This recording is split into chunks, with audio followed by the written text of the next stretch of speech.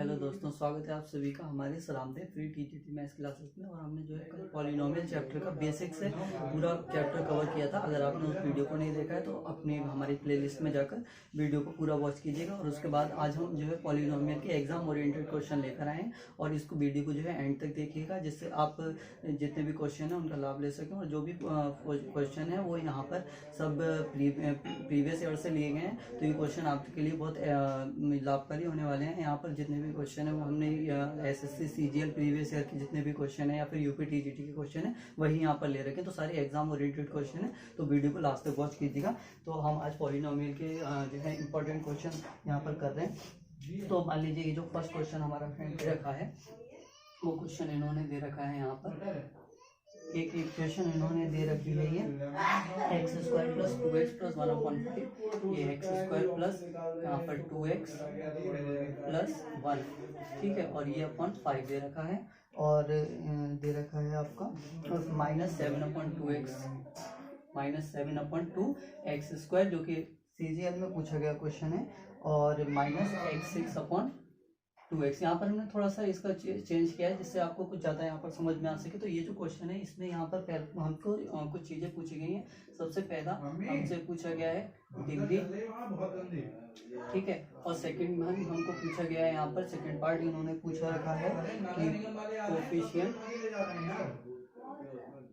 Coefficient of x की power 5, ठीक है। और थर्ड क्वेश्चन जो हमसे पूछा गया है वो है कोफिशिएंट ऑफ एक्स स्क्वायर, ठीक है ना। यहाँ पर ये चीजें हमसे पूछी गई हैं। और एक हमसे क्या पूछा गया है, कांस्टेंट फॉर्म एक्स क्यूब, ठीक है। यहाँ पर कांस्टेंट एक फॉर्म भी पूछी गई है, कांस्टेंट टर्म, ठीक है। तो ये कांस्टेंट टर्म, तो ये सारी चीजें हमसे पूछे रखी हैं इन्होंने। तो हम क्या करेंगे इसके लिए फ्रेंड्स, आप देख सकते हैं यहाँ पर ये जो पहला अगर डिग्री बताएं तो डिग्री क्या होती है, कोई भी पॉलिनोमियल ये हमारा दे रखा है। यहाँ पर अगर हम देखें तो इसकी डिग्री क्या है, तो आप कहेंगे जो डिग्री होती है वो हाईएस्ट पावर ऑफ वेरिएबल होती है। तो आप यहाँ देख सकते हैं, इसमें आप अगर यहाँ पर पूरी इक्वेशन आप ऑब्जर्व करें तो यहाँ पर आपको डिग्री यहाँ पर मैक्सिमम दिख रही है 6, लेकिन अगर आप इसको 6 लगा देंगे तो ये गलत हो जाएगा। यहाँ पर 6, ये जो x नीचे है इससे एक x कैंसिल भी हो जाएगा। तो अगर डिग्री की हम बात करें यहाँ पर, तो ये जो डिग्री है वो है आपकी, यहाँ पर एक x कैंसिल हो जाएगा तो 5 हो जाएगी यहाँ पर डिग्री, ठीक है। तो यहाँ पर हमने इसी में चेंज किया था, यहाँ पर x नहीं दे रखा था तो हमने अपने पास से इंक्लूड किया था, जिससे आपका जो है क्लियर हो सके। ये तो डिग्री यहाँ पर क्या हो जाएगी, 5 हो जाएगी। अब सेकंड की बात कर लेते हैं हम, ये तो फर्स्ट वाला जो था। अब सेकंड जो दे रखा है कोफिशिएंट ऑफ x की पावर 5, तो आप देखिए यहाँ से एक कैंसिल हो जाएगी तो x की पावर 5 बचेगा। तो x की पावर 5, तो यहाँ पर हम कुछ बच्चे क्या करते हैं, इसका एलसीएम ले लेते हैं, उसकी पावर जो बाद जो x की पावर 5 बचेगी उसका एलसीएम। तो यहाँ पर ये फ्रेंड्स, यहाँ पर एलसीएम हमको बिल्कुल नहीं लेना, क्योंकि अगर हम एलसीएम ले लेंगे तो 0 तो होगा नहीं नीचे वाला, फिर भी 1/2 हमको लिखना ही पड़ेगा। तो यहाँ पर जो इसका अगर x की पावर 5 का कोफिशिएंट देखें तो यहाँ से क्या बन जाएगी, माइनस का 1/2 बन जाएगा। थर्ड को देखते हैं हम यहाँ पर। तो थर्ड पार्ट में फ्रेंड्स हमसे क्या पूछ रखे हैं, तो थर्ड पार्ट में इन्होंने कहा है कोफिशिएंट ऑफ एक्स स्क्वायर बताइए। तो आप यहाँ पर देख सकते हैं एक्स स्क्वायर, लेकिन एक्स स्क्वायर के अपॉन में 5 भी है यहाँ पर, तो इसका कोफिशिएंट क्या हो जाएगा, 1/5 हो जाएगा। फोर्थ की बात कर लेते हैं, तो हमसे कांस्टेंट टर्म पूछी गई है। तो कांस्टेंट टर्म आप देख सकते हैं केवल यहाँ पर, ये तो सब में वेरिएबल लगाइए, अगर 1 देखें तो 1/5 इसमें कोई वेरिएबल नहीं है, तो यहाँ पर अब तो कांस्टेंट हो जाएगा। तो ये हमारे इसके आंसर थे। तो यहाँ पर हम ऐसे इसको कर सकते हैं। और दूसरा हम एक चीज़ और आपको क्लियर कर देते हैं, जैसे कि मान लीजिए यहाँ पर एक क्वेश्चन हमसे पूछा गया है, विच आर द पॉलिनोमियल, ठीक है। तो सेकंड क्वेश्चन हमको पूछा गया है, ये डेफिनेशन में से ही हमसे पूछा गया क्वेश्चन कह रहा है यहाँ पर, विच आर द पॉलिनोमियल,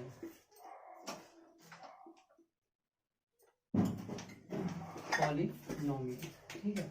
तो ये क्वेश्चन हमको पूछ रखा है इन्होंने, हमको ऑप्शन दे रखे हैं, देखिए।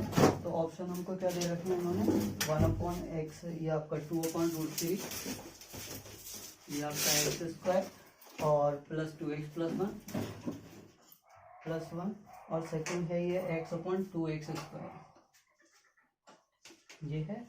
और यहाँ पर दे रखा है प्लस 3x प्लस 1, ठीक है, ये हो गया। और हमारा थर्ड की बात करें तो एक हमको 4 जो है ऑप्शन दे रखे हैं इन्होंने, √3x² बोला है यहाँ पर, और ये +2x+1, और यहाँ पर लास्ट जो फोर्थ जो ऑप्शन दे रखा है वो इन्होंने कहा है भैया ये है आपका √3x² +2x+1। तो बताइए आप इसमें पॉलिनोमियल कौन से हो जाएंगे। अगर हमने डेफिनेशन को ठीक से पढ़ा है तो हम इसको क्वेश्चन को बहुत जल्दी बता देंगे। तो देखिए जरा 2/√3 ये है x² +2x+1, तो आप देखेंगे यहाँ पर रूट में 3 है, ये कॉन्स्टेंट टर्म है, रूट में तो 3, ठीक है। यहाँ पर x की पावर तो ना ही नेगेटिव है ना ही x की पावर आपकी कोई फ्रैक्शनल वैल्यू है, ठीक है। तो x की पावर यहाँ 1 है, यहाँ 2 है, तो ये हमारा क्या हो जाएगा, पॉलिनोमियल हो जाएगा, ठीक है ना।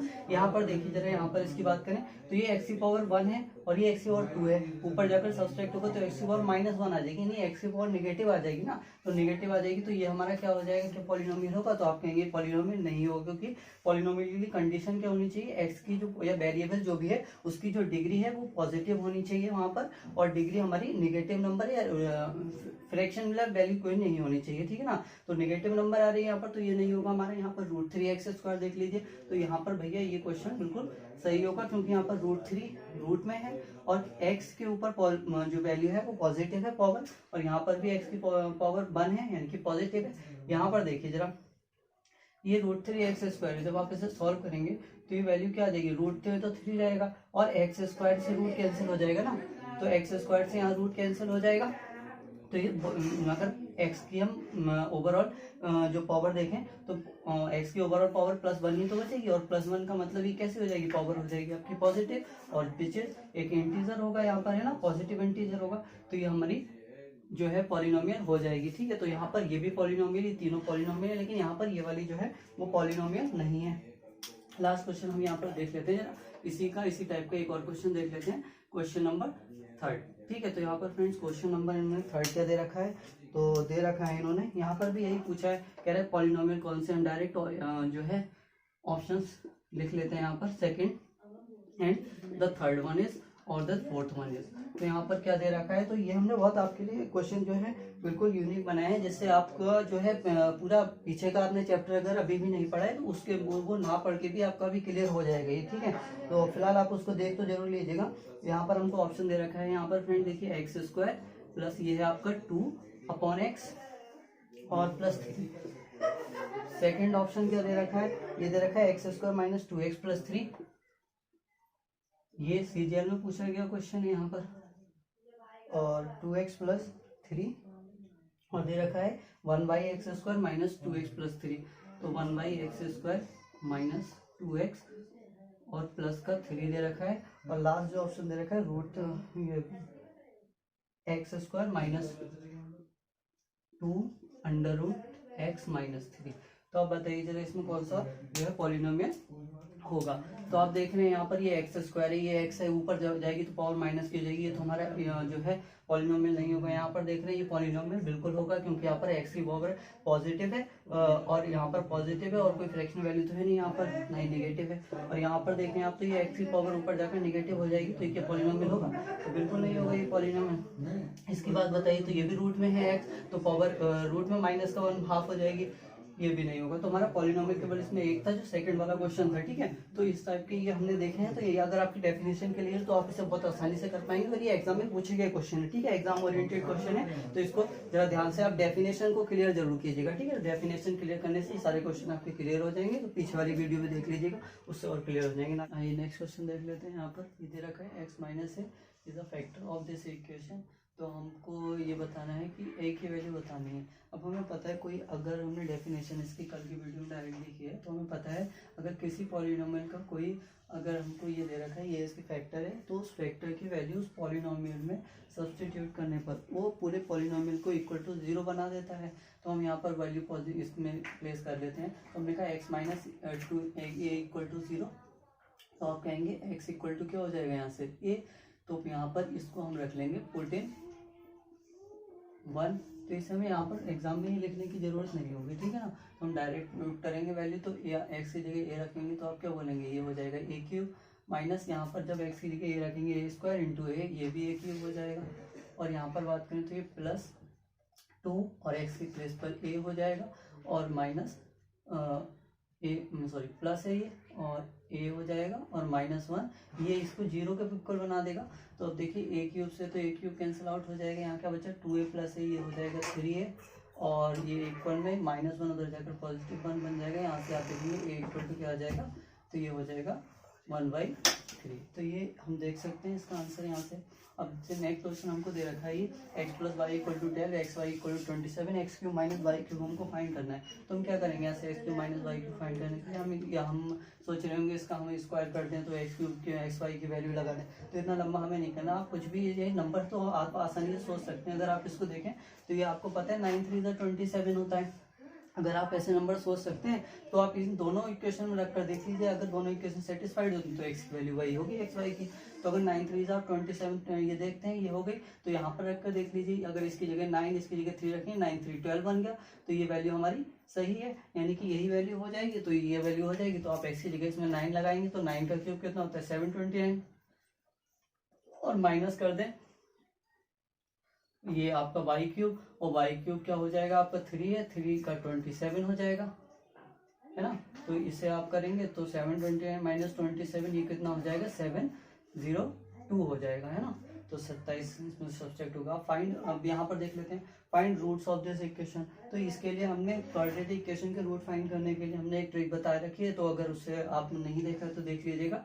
तो हमारी प्लेलिस्ट में जाकर इसमें हमें क्या करना होता है, ये 12 है, 12 1 12 यानी 12 के ऐसे फैक्टर करने की ऐड करने पर हमें क्या मिल जाए 7 मिल जाए।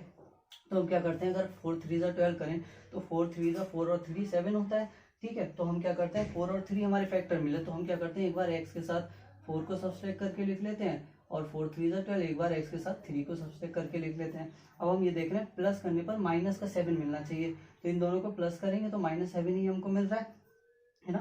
-3 और -4 -7 ही होता है, यानी कि यही हमारे फैक्टर हो जाएंगे। तो हमें केवल एक लाइन में इसको सॉल्व कर सकते हैं। तो हमारा नेक्स्ट क्वेश्चन ये दे रखा है find roots of x³ - 3x² - 9x - 5 = 0। तो इसके लिए हम क्या करेंगे, आप देख रहे हैं यहाँ पर ये क्यूबिक इक्वेशन और क्यूबिक इक्वेशन को सॉल्व करने की भी हमने ट्रिक बताई है, उसकी भी आप देख सकते हैं प्लेलिस्ट में जाकर। वैसे यहाँ पर करेंगे क्या, तो हम पहले तो इस क्वेश्चन में थोड़ा चेंज था, जो CGL में पूछा गया था यहाँ पर एक रूट गिवन था, यहाँ पर दे रखा था इन्होंने एक रूट, एक यहाँ पर दे रखा था x +1 = 0 is root of this equation, find other roots. तो हमने इसको इसलिए यहाँ पर नहीं लिखा जिससे हम और ज़्यादा क्लियर कर सके। यहाँ पर हम एक रूट भी यहाँ पर निकालेंगे, फिर हम कैसे इसको आसानी से ट्रिक के माध्यम से करते हैं वो देखेंगे हम यहाँ पर। तो हम क्या करेंगे, हम एक रूट कैसे इसका निकालते हैं, पहले तो हमें एक रूट निकालने की इसकी जरूरत होती है, वो हम हीट एंड ट्रायल मेथड से लगा लेते हैं। यहाँ पर 0 +1 और -1 रखकर जो भी इससे सेटिस्फाइड करता है इक्वेशन वो इसका रूट होता है। तो हम यहाँ पर रख लेते हैं। हम यहाँ पर अगर रख के देखें पुट x = 1 रख कर देखिए आप, तो 1 रखेंगे तो ये 1 हो जाएगा, माइनस ये 3 और ये तो 1 ही बन जाएगा, माइनस ये 9 हो जाएगा, -5 का ये हो गया 0 के इक्वल। तो आप देखेंगे 9 5 14 और 3 17, 1 माइनस का 16 आ जाएगा यहाँ पर ये। तो ये तो भैया नॉट इक्वल टू 0, यानी ये इसका नहीं होगा। आप रख लीजिए x = -1। जब -1 रखेंगे तो देखेंगे x³ की -1 हो जाएगा ये, और -1 रखेंगे तो यहाँ से ये -1 + 1 हो जाएगा, तो ये आपको माइनस का ही 3 आ जाएगा। यहाँ पे -1 रखेंगे तो ये +9 हो जाएगा और ये -5। आप देख पाएंगे आपसे 5 और ये आपका 5 3 8 और 1 9 प्लस का 9 ये 0 हो गया यहाँ पर। तो ये हमारा इसका रूट होगा।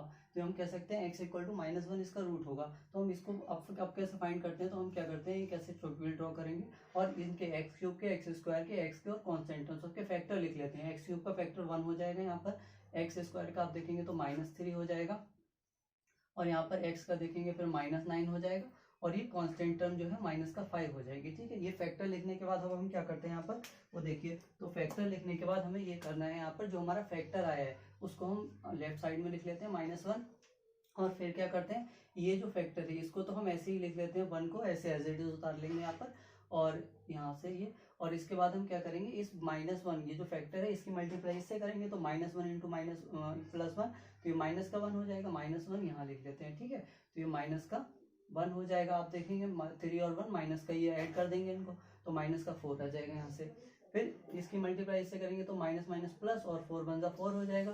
तो इस 4 को यहाँ जो हमारा आया उसको यहाँ लिख लेंगे, 4 हो गया। अब 4 में से 9 जाएगा तो आप कहेंगे ये बचेगा -5। अब इसकी मल्टीप्लाई फिर इससे करते हैं क्रॉस, तो माइनस माइनस प्लस, और 1 4 5 भी होगा, तो प्लस का 5 ही आ गया यहाँ पर। अब आप देखेंगे 5 - 5 ये वाली टर्म लास्ट वाली टर्म हर बार 0 हो रही होगी यहाँ पर। ठीक है, तो अब ये 0 हो गई। अब ये जो फैक्टर है इससे हम एक क्वाड्रेटिक इक्वेशन बना लेंगे, ठीक है। हमारी x में थी तो ये पहला है 1x² या फिर x² और यहाँ से -4x और ये वाला माइनस का 5 ही कांस्टेंट टर्म हो जाएगी इक्वल टू 0। ये हमारी एक क्वाड्रेटिक इक्वेशन आ गई, ठीक है। इस क्वाड्रेटिक इक्वेशन को सॉल्व करके 2 रूट हम निकालेंगे, एक रूट हमारा ये था, तीनों रूट हमें पता लग जाएंगे यहाँ से। तो अब देख सकते हैं आप क्यूबिक इक्वेशन को हमने बिना डिवाइड किए आसानी से सॉल्व कर लिया। कोई इसके तो हमें पता ही है कैसे हम निकालते हैं। तो हम देखेंगे मल्टीप्लाई करने पर 5 और सब्सट्रैक्ट करने पर -4 है, तो 5 बन जा 5 होता है, तो आपका 5 बन जा 5 होता है। एक बार 5 के साथ x से 5 को सब्सट्रैक्ट कर देंगे और 5 बन जा 5, तो x से 1 को सब्सट्रैक्ट कर देंगे, 5 बन जा 5 होता है इसलिए। अब देखें आप माइनस करने पर -4 लाना है हमको, है ना। तो माइनस करने पर लाना है, यानी सब्सट्रैक्ट के किस में से किसको सब्सट्रैक्ट करें कि -4 आ जाए। तो अगर 1 को पॉजिटिव कर दें तो 1 में से 5 जाएगा, कितना आ जाएगा आप कहेंगे -4 आ गया ना यहाँ पर, ठीक है। -4 यहाँ पर मिल गया, तो x क्या हो जाएगा, प्लस का हो जाएगा। तो ये x+1 और x-5 दो इसके फैक्टर ये वाले हो गए, ठीक है। और एक फैक्टर हमने जो है ये वाला यहाँ से ले लेते हैं, तो एक फैक्टर क्या हो जाएगा x-1, x इक्वल टू -1, तो ये इधर आकर x+1 हो जाएगा। तो इसको ओवरऑल देखें तो ये x+1 ये भी x+1, तो इसके टोटल क्या हो जाएंगे, x+1 तो सेम हो रहे हैं, इसके दो फैक्टर है, x+1 का होल स्क्वायर और यहाँ पर क्या बचा x-5। तो आसानी से हम इसके फैक्टर्स निकाल सकते हैं कोई भी क्यूबिक इक्वेशन के इस तरह से, ठीक है। तो अगर आपने ये हमने क्वेश्चन कराया, ऐसे ही हमने और 2-3 क्वेश्चन हमने और भी करा रखे हैं जो हमारी प्रीवियस वीडियो की ट्रिकी क्वेश्चन में हमने जो डाले हैं प्लेलिस्ट में अपने, आप देख सकते हैं वहां से जाकर, और भी क्वेश्चन हमने इस टाइप के करा रखे हैं। तो आप क्यूबिक इक्वेशन को बिना डिवाइड किए सॉल्व कर सकते हैं आसानी से। नेक्स्ट हम ये क्वेश्चन देख लेते हैं, ये जो हमारा दे रखा है इसको देखिएगा, x-3 का होल स्क्वायर प्लस y-4 का होल स्क्वायर इक्वल टू 0। यहाँ पर हमें फाइंड क्या करना है, ये y plus x upon y minus x. तो यहाँ पर हम क्या कर सकते हैं, आप देखेंगे ये होल स्क्वायर है, अगेन यहाँ भी होल स्क्वायर है, तो ये होल स्क्वायर है और इनका सम जो है इक्वल टू 0 है। तो अगर कोई भी होल स्क्वायर होगा और उसका सम 0 है तो इसका मतलब क्या है, अगर यहाँ पर कोई चाहे निगेटिव नंबर रख दें चाहे पॉजिटिव नंबर, अंदर कुछ भी हो, उसका होल स्क्वायर करेंगे तो पॉजिटिव भी आएगा, ठीक है। तो पॉजिटिव आ जाएगा, और यहाँ पर भी अगर कोई निगेटिव भी होगा तब भी पॉजिटिव आएगा, और उन दोनों को अगर सम करें तो ये भी तो एक पॉजिटिव कुछ तो वैल्यू मिलेगी, 0.001, 0.2, 0.3 कुछ भी वैल्यू मिलेगी। लेकिन यहाँ पर 0 नहीं हो सकता, कभी भी दो होल स्क्वायर का सम 0 नहीं हो सकता। तो हम क्या करेंगे, जो होल स्क्वायर वाली टर्म है ये केवल 0 तभी हो सकता है जब ये अलग अलग 0 के इक्वल हो जाए, है ना। तो अलग अलग 0 के इक्वल है, तो हम यहाँ पर यही करने वाले हैं। x-3 इसका होल स्क्वायर इक्वल टू 0 अगर रखें तो आप देखेंगे ये x इक्वल टू 3 बन जाएगा यहाँ से, और यहाँ से अगर ये y-4 का होल स्क्वायर 0 के ही बराबर होगा तभी ऐसा हो सकता है कि इन दोनों का सम 0 हो जाए। तो y-4 का होल स्क्वायर इक्वल टू 0 होगा, तो यहाँ से y इक्वल टू आपको 4 मिल जाएगा। जब x की वैल्यू मिल गई, y की वैल्यू मिल गई, तो अब ये यहाँ से ये निकाल देते हैं, y plus x y minus यानी 4 और प्लस x की जगह पर 3, ठीक है। ये 4 3 हो गया और यहाँ पर 4 -3। आप देखेंगे 4 3 7 और 4 -3 1, तो ये आपका आंसर क्या आ जाएगा, ओवरऑल 7 आंसर आ जाएगा इसका, ठीक है ना। तो ये हमारा आंसर आ जाएगा इसका। नेक्स्ट क्वेश्चन हमारा देख लेते हैं, ये कह रहा है a² + 1 = 2 दे रखा है, a² + a6 + 1 की वैल्यू हमको निकालनी है। तो हम क्या कर सकते हैं इसके लिए, यहाँ पर आप देखो a², तो हम a² की वैल्यू यहाँ से निकाल लेते हैं। तो a² की वैल्यू अगर वैसे तो हम ये भी कर सकते हैं, इसमें a² की वैल्यू क्या हो जाएगी, 2 - 1 1 ही हो जाएगी जब a² की वैल्यू यहाँ पर 1 रखेंगे, ठीक है। प्लस ये a² का क्यूब हो जाएगा, तो a² 1 है तो 1 का क्यूब भी ये भी 1 हो जाएगा, प्लस 1 आंसर 3 आ जाएगा। वैसे हम एक तरह से इसे और भी सोच सकते थे, हम ये सोच सकते थे कि भाई a² इक्वल टू ये हो जाएगा, तो हम एक ही वैल्यू, हम डायरेक्ट भी तो सोच सकते हैं, ये 1 है तो अगर ये 2 कब हो जाएगा, जब ये इसकी वैल्यू 1 ही होगी डायरेक्ट, ठीक है।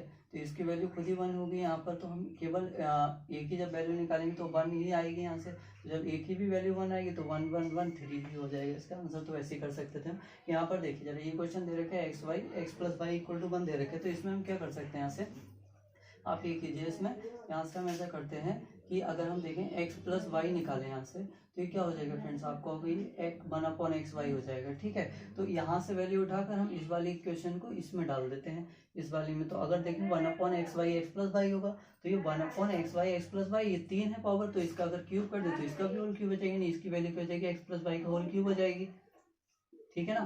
तो जब ये हो जाएगी और माइनस ये x³ और ये -y³ हो गया, इसे थोड़ा सा एक्सपेंड कर लेते हैं हम।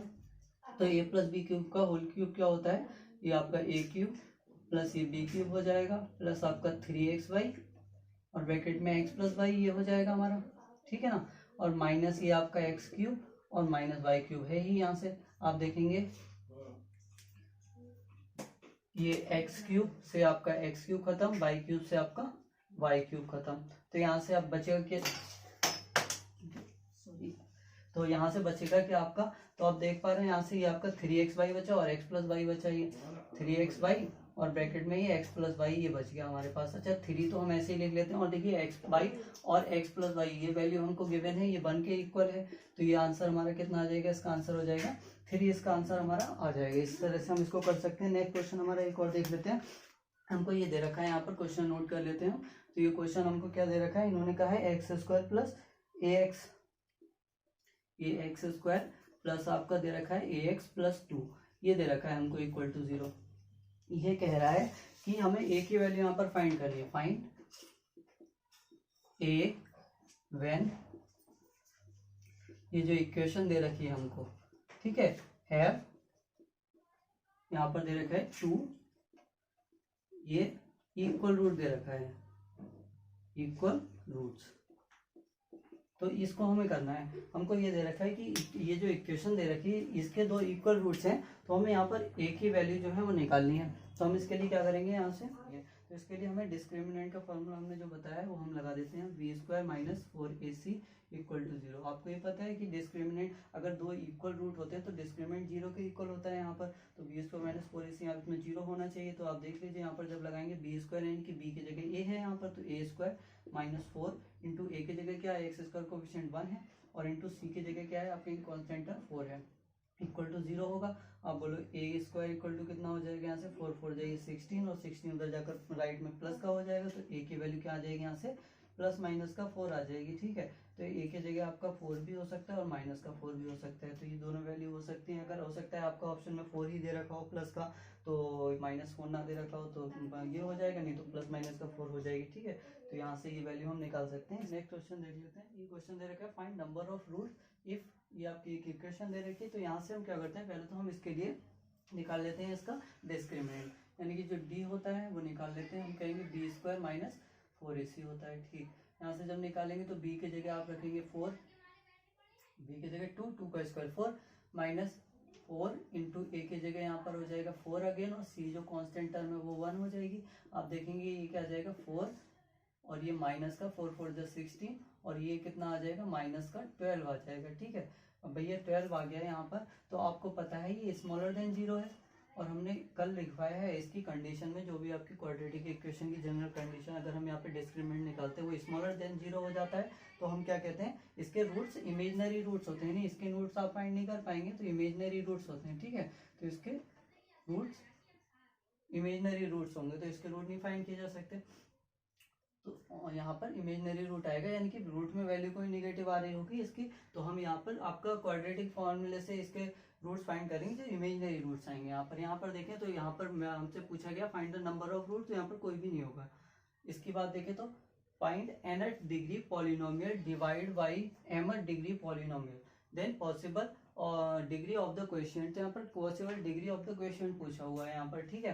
तो अब इसकी बात करें यहाँ पर कि nth डिग्री पॉलिनोमियल को अगर mth डिग्री पॉलिनोमियल से डिवाइड किया जाए, तो आप एक बात बताइए, यहाँ पर ये दोनों है तो पॉलिनोमियल, ठीक है। जब डिवाइड किया जाएगा तो कुछ भी होगा यहाँ पर। अगर आप देखें इसको मान लीजिए कुछ यहाँ पर, मान लीजिए a की पावर ऊपर nth डिग्री है, तो n है, ये मतलब जो डिग्री होगी मतलब highest power of any variable हो जाएगा, और यहाँ पर mth डिग्री पॉलिनोमियल से इसको डिवाइड किया जा रहा है, तो अगर इसको सॉल्व आउट करें तो n माइनस एम ही तो होगा, तो यहाँ पर इसकी जो डिग्री हो जाएगी वो n माइनस एम हो जाएगी। इसको ऐसे समझ सकते हैं, मान लीजिए यहाँ पर 2 की पावर 4 है, जिसे अगर 2 की पावर 3 से हम डिवाइड करें, तो यहाँ पर आप देखेंगे यहाँ से ये कैंसिल होके केवल 2 ही तो बचेगा, यानी 2 की पावर 1 बचेगा, यानी 4 माइनस 3 बच जाएगा। तो यहाँ से जो क्वेशिएंट होगा, तो क्वेशिएंट की जो आपकी क्वेशिएंट, ठीक है, क्वेशिएंट की जो आपकी यहाँ पर डिग्री होगी, तो क्वेशिएंट की जो डिग्री होगी वो क्या बन जाएगी, वो केवल n माइनस एम होगी, ठीक है। तो n माइनस एम यहाँ पर डिग्री आ जाएगी जो क्वेशिएंट की डिग्री होगी।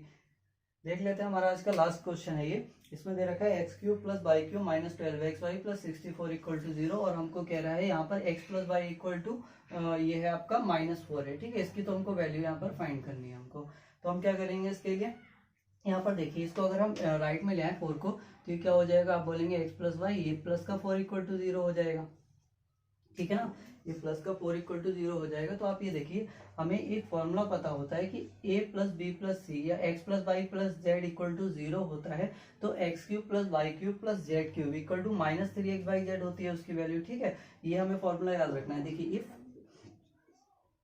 यहाँ पर a प्लस बी प्लस सी ये इक्वल टू 0 होता है, तो आपको पता है कि a cube plus B cube plus C cube, ठीक है, ये इक्वल टू हो जाता है 3abc।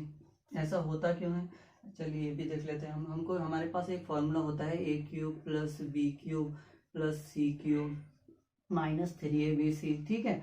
ये जो फॉर्मूला होता है हमें पता ही है। ये होता क्या है, इसका जो होता है वो a plus B plus C और a square plus B square plus C square minus का ए बी माइनस का बी सी और माइनस का सी ए, ठीक है, ये होता है ना। तो अब हम क्या करते हैं, अगर इस टर्म को 0 कर दे तो ये मल्टीप्लाई होकर ये ओवर और पूरा 0 हो जाएगा।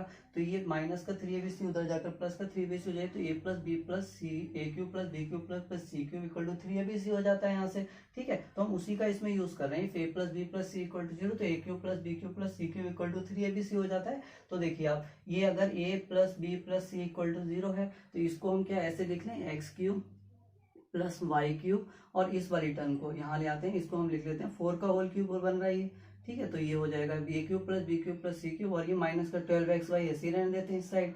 अब यहाँ से देखिए, ये a plus B plus C अगर मान लें 0 है, तो इसका a cube plus B cube plus ये 4 है c की जगह, तो c का क्यूब, तो a cube plus B cube plus C cube, ये इसकी वैल्यू क्या हो जाएगी, तो इसकी वैल्यू 3abc होती है। यानी 3 इंटू a की जगह पर x है आपका, इंटू b की जगह पर आपका y है, और इंटू c की जगह पर क्या आ गया आपका 4, ठीक है। ये वैल्यू इसकी हो गई, और ये माइनस का 12xy इधर है ये आपका, इसे ऐसे ही लिखा है दीजिए। देखिए 3 4 12 और x इंटू वाई, तो ये 12xy माइनस 12xy, तो आपका ओवरऑल आंसर क्या आ जाएगा, यहाँ से 0 आ जाएगा। तो हमने केवल इस फॉर्मूले का यहाँ पर यूज किया, a cube plus B cube plus C cube equal to 3abc होता है। तो a plus B plus C equal to 0 होता है यहाँ पर। तो a cube plus B cube plus C cube ये 3abc के इक्वल होता है, ठीक है। तो इसका यूज करके हम यहाँ से निकाल पाए इस क्वेश्चन को। और तो ये था आपका आज के, हमने जो पॉलिनोमियल के एग्जाम ओरिएंटेड क्वेश्चन थे। इस वीडियो को आप 2-3 बार देखिएगा, जितने भी क्वेश्चन में आपको डिफिकल्टी आई उन क्वेश्चनों को दोबारा कीजिएगा। और ठीक है, हम नेक्स्ट अपनी क्लास में मिलते हैं कल की, ठीक है, थैंक यू।